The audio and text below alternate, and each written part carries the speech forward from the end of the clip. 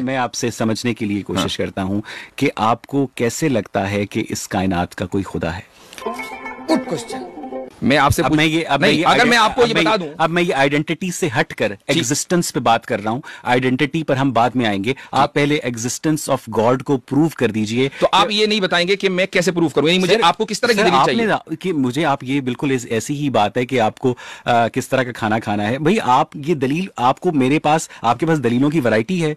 मुझे नहीं लगता अगर आपके पास सॉलिड दलील है तो वो सॉलिड दलील कोई भी हो सकती है। अगर आप मुझे बताइए कि इस कायनात का एक खाने की मिसाल ले लेते हैं। अगर आप सर प्लीज, इस कायनात का एक खुदा है, ये दावा रिलीजन ने किया है, आपने किया है, मैंने नहीं किया है, हमें नहीं, इससे पहले हमें नहीं पता था। अब आप इस दावे को किसी भी ऐसी दलील से साबित कर दें जो मुझे समझ आ जाए, जो हमारे ऑडियंस को समझ आ जाए। ठीक, अभी मजा आएगा ना भिड़ो।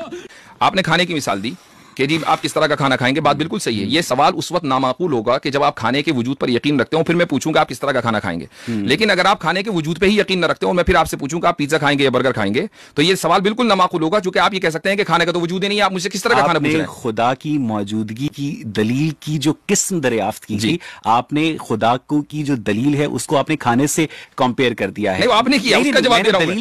क्या बोला तूने? को कंपेयर किया है मैंने, दलील को खाने से कंपेयर किया है, मैंने खुदा को कंपेयर नहीं किया है।